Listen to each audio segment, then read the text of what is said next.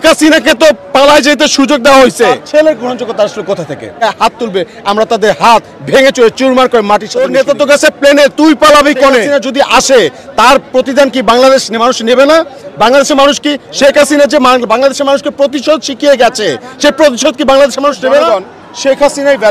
শেখ হাসিনাকে কোনো ভ্যালিডিটি দেই না, তার কোনো কথা আমরা গুরুত্ব দেই না, তার কোনো কথার গ্রহণযোগ্যতা আমাদের কাছে নাই। তো তার ছেলের গ্রহণযোগ্যতা আসলে কোথা থেকে? তো তার ছেলে তো মামুলি একটা ছেলে মাত্র, তার ঠিক আছে। শেখ হাসিনার কপর ছেলেকে নিয়ে শেখ হাসিনা ওইখানে যাক, তার মতো করে তাদের মতো করে চলে যাক, তাদের সাথে আমাদের কোনো কথা নাই, তাদের সাথে আমাদের কোনো কথার প্রত্যুত্তর দেওয়ার মতো কোনো জায়গা নাই। তো যারা পালিয়ে গেছে তো পালিয়ে গেছে, আপনারা নিজেই দেখেছেন। সে যদি মনে করত মানে সে যেই কথাটা বলতো এখন তো ষড়যন্ত্রে ফাঁদ পাচ্ছে, এটাকে আমরা বুঝি না? বাংলাদেশের মানুষকে এত বোকা?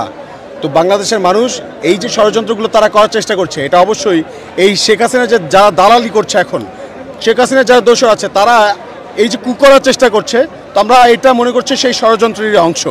তো তাই সবাইকে বলবো, সবাই হুঁশিয়ার থাকবেন।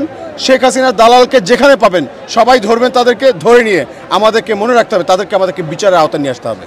আরেকটা বিষয় একটু জানতে চাই, সেটা হচ্ছে এই সাম্প্রতিক সময়ে বিভিন্ন গণমাধ্যম বলেন, বিশেষ করে ইন্ডিয়ান গণমাধ্যম এবং বাংলাদেশের সোশ্যাল মিডিয়ায় একটা জিনিস প্রচার করা হচ্ছে যে পুরাতন ছবি বা ভিডিও ভাইরাল করা হচ্ছে যেটা সনাতন ধর্মাবলম্বীদের, সেইটা ব্যবহার করে এখনকার বলে চালিয়ে দেওয়া হচ্ছে যে সনাতন ধর্মাবলম্বীদের ওপরে হামলা নির্যাতন করা হচ্ছে।